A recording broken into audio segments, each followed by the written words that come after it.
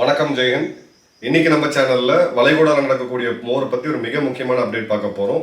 இப்போ நம்ம பேசக்கூடிய இந்த டைம்ல 16ஆம் தேதி காலையில 10 மணிக்கு துபாய் ஏர்போர்ட் டெம்பரரியா மூடப்பட்டிருக்கு. பயணிகள் யாரும் வர வேணாம்னு சொல்லி அங்கே இருக்கக்கூடிய ஏர்லைன்ஸ் எல்லாம் அறிவிச்சிருக்காங்க. ஏன்னா துபாய் ஏர்போர்ட்ல இருக்கக்கூடிய அந்த ஆயில் ஸ்டோரேஜ் டேங்கை குறி வச்சு ஈரான் ஒரு ட்ரோன் தாக்குதல் நடத்தியிருக்காங்க. இது தவிர துபாயில் இருக்கக்கூடிய மிக முக்கியமான ஏரியாஸ் மற்றும் தோஹாவில் இருக்கக்கூடிய சில முக்கியமான ஏரியாஸில் இன்னைக்கு நாங்கள் தாக்குதல் நடத்துவோம், உடனடியாக அங்கேருந்து மக்கள் வெளியேறணும்னு சொல்லி ஈரான் நேரடியாக யுஏஇ மக்களுக்கு ஒரு எச்சரிக்கை கொடுத்துருக்குறாங்க. அந்த ஏரியாஸில் உங்கள் நாடு அமெரிக்க தீவிரவாதிகளுக்கு அடைக்கலம் கொடுத்துருக்குறாங்க அப்படின்ற சார்ஜ். ஸோ இப்போ இதனுடைய தன்மை அடுத்த கட்டத்தை நோக்கி போகிறத நம்ம கிளியராக பார்க்க முடியுது. ஸோ நான் ஏற்கனவே சொன்னேன், ஃப்ரைடே இவங்களுடைய கார் தீவுகளை அமெரிக்கா தாக்கின பிறகு சனி ஞாயிறு கொஞ்சம் இது மட்டுப்பட்டு மீண்டும் திங்கட்கிழமை கரெக்டாக உலகத்துடைய எல்லா நாடுகளுடைய பங்குச்சந்தை ஓப்பன் ஆகும்போது இந்த செய்தியை ஈரான் இப்போ கொடுக்குறாங்க. இப்போ கண்டிப்பாக யூஏகிட்ட ஒரு ஸ்ட்ராங்கான ஏர் டிஃபென்ஸ் சிஸ்டம் இருக்குது. 100 ட்ரோன்கள் உள்ளே வந்துச்சுன்னா கிட்டத்தட்ட 90லேருந்து 95 ட்ரோன்கள் அவங்க தடுக்கிறாங்க, ஏவுகணைகளையும் தடுக்கிறாங்க. பட் அந்த 5 அப்படின்றது எந்த ஒரு சிஸ்டமும் 100% ஒர்க் ஆக முடியாது. அது அமெரிக்காவாக இருந்தாலும் சரி, ரஷ்யாவாக இருந்தாலும் சரி, சைனாவாக இருந்தாலும் சரி, இந்தியாவாக இருந்தாலும் சரி, இதுதான் அங்கே இருக்கக்கூடிய பாதிப்பை ஏற்படுத்துது. ஸோ ஈரான் தெளிவாக இப்போ ப்ரெஷரை பில்டப் பண்ணுறாங்க, குறிப்பாக யுஏஇ மேலே. அதே சமயம் இந்த மக்களுக்கான நேரடி எச்சரிக்கை எவாக்குவேட் பண்ணுங்க அப்படின்றதுக்கு பின்னாடி அவங்க ஒரு சைக்காலஜிக்கல் ஆப்ரேஷனை பண்றாங்க. மக்கள் பதட்டம் அடைஞ்சு நாளைக்கு ஆயிரக்கணக்கான மக்கள் விமானங்களை பிடிச்சி சொந்த நாடுகளுக்கு திரும்ப ஆரம்பிச்சாங்க அப்படின்னா அது யுஏஇக்கு ஒரு மிகப்பெரிய மரண அடியா இருக்கும். எவ்வளவு பேர் திரும்ப துபாய்க்கு வருவாங்க அப்படின்றது தெரியாது. துபாய் ஒர்க் ஆகிறது 4 முக்கியமான விஷயத்துல. ஃபர்ஸ்ட் அவங்களுடைய ரியல் எஸ்டேட், கிட்டத்தட்ட 16% அவங்களுடைய ஜிடிபியில. ரெண்டாவது, அது ஒரு ஃபினான்ஷியல் கேபிட்டல், உலகத்தில் இருக்கக்கூடிய அதிக முதலீடுகளை ஈர்க்கக்கூடிய ஒரு நாடு. அதுவே பார்த்தீங்கன்னா கிட்டத்தட்ட 10% அதிகமான ஜிடிபி. சுற்றுலா மற்றும் ஏவியேஷனுக்கு உண்டான ஹப்பு. மேற்கு நாடுகளிலிருந்து கிழக்கு இருக்கக்கூடிய நாடுகளுக்கு இருக்கக்கூடிய அநேக விமானங்கள் இங்கே தரையிறங்கி தான் போகும். வேர்ல்டோட one of the busiest airport. 5வது கடைசி விஷயமா எடுத்து பார்த்தீங்கன்னா ஜப்லாலி. இது மிடில் ஈஸ்ட்டுக்கும் சரி, எண்ணெய் வர்த்தகத்துக்குமே மிக முக்கியமான டிரான்சிட் பாயிண்ட். ஸோ இந்த இடத்துல ப்ரெஷரை பில்டப் பண்ணும் பொழுது அமெரிக்கா இந்த போரை நிறுத்துவாங்க அப்படின்றதான் ஈரானுடைய கால்குலேஷன். இப்போ இந்த ஈரானுடைய ஸ்ட்ராட்டஜி அப்படின்னு நம்ம பார்க்கும் பொழுது அமெரிக்காவோட கடற்படையில மோத முடியுமா? முடியாது. ஸோ அவங்க என்ன பண்றாங்க, நேவல் மைன்ஸ், கடல் இருக்கக்கூடிய கன்னி வெடிகள் கிட்டத்தட்ட 5000லேருந்து 6000 அவங்க கிட்ட இருக்கிறதா ஒரு எஸ்டிமேட் இருக்கு. ஸோ அதை வச்சு ஸ்ட்ரெயிட் ஆஃப் ஹார்மோஸ்ல ப்ரெஷரை பில்டப் பண்றாங்க. ட்ரோன் அட்டாக் மூலியமா அரபு நாடுகளில் குறிப்பாக நம்பர் 1 யுஏஇ, 2வது பஹ்ரைன், 3வது குவைத், 4வது சவுதி, இந்த நாடுகள் மீது தாக்கும் பொழுது அது ஒரு பெரிய அழுத்தத்தை எல்லா நாடுகள் மேலேயும் ஏற்படுத்த போகுது. அதே மாதிரி பார்த்தீங்கன்னா ஹார்மோஸ் ஸ்ட்ரெயிட் ஒரு 40 கிலோமீட்டர் தான் அதோடைய வித்து. அந்த இடங்கள்ல கப்பல்கள் எஸ்கார்ட் பண்ணணும்னு போனால் கூட கடந்த கால வரலாறு என்ன சொல்லுதுன்னு பார்த்தீங்கன்னா ஜாகிரபிக்கல் அட்வான்டேஜ் ஈரானுக்கு இருக்கிறதுனால அதை முழுவதும் தடுக்க முடியாது. அதே மாதிரி பார்த்தீங்கன்னா அமெரிக்காவுடைய ஸ்ட்ராட்டஜி இந்த இடத்துல எடுக்கும் பொழுது இந்த ஸ்ட்ரெயிட் க்ளோஸ் ஆச்சுன்னா $150லேருந்து $200 பெர் பேரல் வரணும். அதாவது இந்தியாவில் நம்ம கணக்கு எடுத்தோம்னா கிட்டத்தட்ட $250 லிட்டர் பெட்ரோல் டீசல் விற்கணும் அப்படின்றதா ஈரானுடைய டார்கெட். இது இந்தியாக்காக கிடையாது, உலகம் முழுக்க இந்த ப்ரெஷரை அவங்க பில்டப் பண்ணிட்டு இருக்காங்க. இப்போ இந்த ஈரான் கிட்ட இருக்கக்கூடிய கன்னி வெடிய கடல்ல போடக்கூடிய போட்ஸ், அதை அமெரிக்கா தாக்கி அழிச்சிட்டு இருக்காங்க. அதே மாதிரி ஈரானோடைய இன்டர்நெட் சேவையை தடுக்கக்கூடிய கமாண்ட் சென்டர். ஏன்னா கம்ப்ளீட்டா அவங்க இன்டர்நெட் சேவையை உள்ளுக்குள்ள மக்களுடைய கோபம் எந்த அளவுக்கு இருக்கு அரசு மேல, அதை மறைக்கிறதுக்கு ஒரு இன்டர்நெட்டை ஷேடோவா இல்லை, ஆல்மோஸ்ட் ஒரு 3/4 பேன் பண்ணி வச்சிருக்காங்க. எசென்ஷியல் சர்வீஸ் மட்டும்தான் அலோவ் பண்றாங்க. அந்த அலோவ் பண்ணக்கூடிய அந்த கமாண்ட் சென்டரை இப்போ இஸ்ரேல் தாக்கி அழிச்சிருக்கிறாங்க. ஸோ அந்த இடத்துல பார்த்தோம் அப்படின்னா கிளியர் கட்டா இப்போ இன்டர்நெட்டை பிளாக் அவுட் பண்ண வேண்டிய சூழ்நிலைக்கு போயிடுச்சு. இன்டர்நெட்டை கம்ப்ளீட்டா பேக் அவுட் பண்ணாங்க அப்படின்னா அது உள்நாட்டில் 1 நாள் 2 நாள் மக்கள் தாங்குவாங்க, அதன் பிறகு மக்கள் கிளர்ச்சி ஆவாங்க அப்படின்றதான் இதில் இருக்கக்கூடிய மிக முக்கியமான பாயிண்ட். ஸோ இந்த இடத்துல அமெரிக்கா இந்த த்ரெட்டை டவுன் பிளே பண்ணாலும் ஆயில் மார்க்கெட்ஸ் இதில் இருக்கக்கூடிய சென்டிமெண்ட்டுக்கு ரியாக்ட் பண்ணுவாங்க.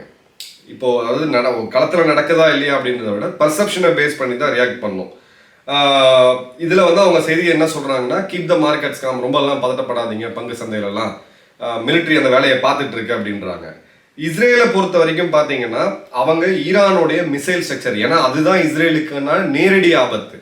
ட்ரோன்ஸ் பெரிய அளவுக்கு இஸ்ரேல்லேருந்து, அதாவது ஈரான்லேருந்து கிளம்பி இஸ்ரேலுக்கு வர்றது கிடையாது. பெரிய அளவுக்கான ட்ரோன்ஸ் அவங்ககிட்ட வர்றது கிடையாது. அவங்களுடைய நம்பர் 1 டார்கெட் ஈரானுடைய மிசைல் லான்ச்சர்ஸ் மற்றும் மிசைல் ப்ரொடக்ஷன். ரெண்டாவது, ஈரானை ஓவர் ரியாக்ட் பண்ண வைக்கணும். அதே மாதிரி அமெரிக்காவை இன்னும் அதிகமாக இந்த போருக்குள்ளே இழுத்து விடணும். ஸோ தட் இந்த இடத்துல ஒரு வலிமையா இருக்கக்கூடிய எதிரியை வீழ்த்தக்கூடிய வியூகமா இஸ்ரேல் இதை பண்றாங்க. இப்போ அமெரிக்கா உலக நாடுகளுக்குமே இந்த இடத்துல அழைப்பு கொடுத்துருக்காங்க, நீங்க எல்லாரும் வாங்க அப்படின்னு சொல்லிட்டு. ஸோ அந்த இடத்துல கிளியர் கட்டா நம்ம பார்க்கறது, எனர்ஜி மார்க்கெட் இந்த வாரம் கடுமையாக ரியாக்ட் பண்ண போது. அரபு நாடுகளில் நம்பர் 1 நான் இதில் வந்து ரொம்ப முக்கியமாக நம்ம பார்க்கணும் அப்படின்னா UAE தான், குறிப்பாக துபாய் மற்றும் தோஹா. இந்த பகுதிகளில் அபுதாபியும் சேர்த்து தான் சொல்கிறேன். இந்த பகுதிகளில் கொஞ்சம் பதட்டம் அதிகமாகிறதுக்கான இதுன்றது இருக்கு. ஸோ ஒரு முக்கியமான விஷயம் சொல்லிடுறேன்.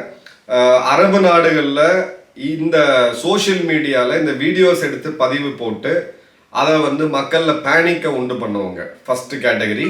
ரெண்டாவது, இருக்கிற பழைய வீடியோஸ் எடுத்து, எங்கேயோ நடந்த வீடியோஸ் எடுத்து துபாயில் நடந்ததா போட்டது, ரெண்டாவது கேட்டகரி.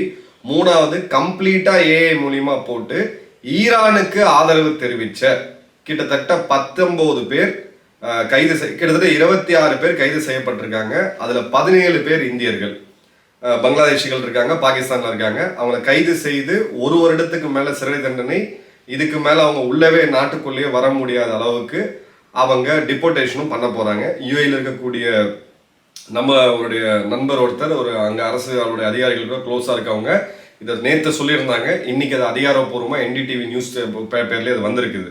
ஸோ இந்த சித்தாந்த ரீதியாக உட்காந்துக்கிட்டு நீங்கள் வேற பேரை மாற்றிக்கிட்டு இப்போ கமெண்ட் பாக்ஸில் வந்து நீங்கள் திட்டுற மாதிரி அங்கே சோஷியல் மீடியா பதிவுகளை நீங்கள் போட்டுட்டு இருந்தீங்கன்னா உங்கள் வேலையை மறந்துடுங்க, உங்கள் எதிர்காலம் சூன்யமாயிடும். தயவுசெய்து இந்த மாதிரியான வேலைகள் வேண்டாம். ஒரு பிரதர்லி அட்வைஸ். இப்போ இந்த இன்ஃபர்மேஷன் வார் எடுத்தோம் அப்படின்னா, பியான்காவுடைய ரிசர்ச் எடுத்தோம் அப்படின்னு பார்த்தீங்கன்னா, ஆயில் மார்க்கெட், சப்ளை செயின், இது எல்லாமே ஓரளவுக்கு ஹெட்ஜ் ஃபண்ட்ஸ் பேஸ் பண்ணி இருக்குது. ஹெட்ஜ் ஃபண்ட்ஸ் நிறையா இது பண்ணுறாங்க, எனர்ஜி ட்ரேடிங்கில் நிறைய ரிஸ்க் போயிட்டு இருக்கு. இப்போ இன்டெலிஜென்ஸ் ஏஜென்சி சைடில் நம்ம பார்த்தோம் அப்படின்னா இதுக்கு வந்து கேலிபிரேட்டடாக ஈரான் எஸ்கலேட் பண்ணுறாங்க அப்படின்றது தெரியுது. ரொம்ப கிளியர் கட்டாக கேலிபிரேட்டடாக எஸ்கலேட் பண்ணுறாங்க அப்படின்னு தெரியுது. ஸோ இப்போ ஃபியூச்சர் சினாரியோ நம்ம பில்ட் பண்ணி AI மூலிமா பார்க்கும்பொழுது, ஒரு சினாரியோ பார்த்தீங்க அப்படின்னா ஈரான் 10லேருந்து 20 கண்ணிவெடியில் போடுறாங்க கடலில், ஸ்ட்ரெயிட் ஆஃப் ஹார்மோஸில். அங்கே இருக்கக்கூடிய கப்பல்கள் எல்லாம் உடனடியாக நிறுத்திக்கிறாங்க. ஆயில் வந்து $120 அதிகமாக போகுது. அதன் பிறகு அமெரிக்காவுடைய அலைஸ் எல்லாமே அமெரிக்காவுக்கு ஒரு அழுத்தம் கொடுக்குறாங்க. பிறகு அமெரிக்க ராணுவம் போய் ஒரு பதில் தாக்குதல் நடத்துறாங்க, கிளியர் பண்ணுறாங்க. பிறகு 2-3 கப்பல்கள் போகுது. பிறகு இந்த சைக்கிள் மீண்டும் இதாகுது. இப்போ இதுல ரொம்ப முக்கியமா வந்து நான் திரும்ப திரும்ப சொல்றது, சைனா தான் இதுல மிகப்பெரிய ஒரு பையர் இந்த இடத்துல ஆயில்ல. ஸோ இந்த இடத்துல அமெரிக்காவுடைய டிஸ்ட்ராக்ஷன், மிடில் ஈஸ்ட் இன்ஸ்டெபிலிட்டி, இது எல்லாமே தாய்வானை அவங்க தாக்கிறதுக்கான ஒரு அட்வான்டேஜை கொடுக்குது. தாய்வான் கிட்டத்தட்ட ஆயிரக்கணக்கான சீனாவுடைய மீனவ படகுகள் சுத்துறது பார்க்குறோம். மீண்டும் சைனாவுடைய அக்ரெஷன் அதிகமாகிறத பார்க்குறோம். தென்கொரியாவில் அக்ரெஷன் அதிகமாகிறத பார்க்குறோம். ஜப்பான் கிட்ட வடகொரியாவோட அக்ரெஷன் அதிகமாக பார்க்குறோம். ஸோ சைனாவும் இந்த இடத்துல கரெக்டாக ப்ளே பண்ணுறாங்க. அமெரிக்கா இப்போ நகர்ந்து தாய்வானுக்கு செக்யூரிட்டி கொடுக்க முடியுமா, இல்லை தென்கொரியாவுக்கு கொடுக்க முடியுமானா முடியாது. ஸோ அந்த இடத்துல இது வந்து ஒரு கிளியர் கட்டான ஒரு இதை கொடுக்குது. ஸோ இப்போ நடக்கக்கூடிய, இந்த வாரம் நடக்கக்கூடியதில் இப்போ ட்ரம்ப் ஒரு விஷயத்த சொல்லியிருக்காரு. கார் தீவுகளில் இருக்கக்கூடிய அந்த எண்ணெய் ஆயில் ரிஃபைனரி, இதுதான் ஈரானுடைய பொருளாதாரத்தோட இதயம். இதை நான் கை வைக்காம இருக்கேன், தேவைப்பட்டா அதை கைப்பற்றுவேன் அப்படிங்கிறாரு. இது கைப்பற்றணும் அப்படின்னா கிளியர் கட்டா இந்த இடத்துல அவங்களுக்கு பூட்ஸ் ஆன் கிரவுண்ட்ஸ் அப்படின்றது தேவை. பூட்ஸ் ஆன் கிரவுண்ட்ஸ் இருந்துச்சு அப்படின்னா இது ஒரு இந்த போருடைய தன்மை அப்படின்றது டோட்டலா மாறி இது ஒரு நெடுநாளைக்கு போகக்கூடிய ஒரு யுத்தமா மாறும்.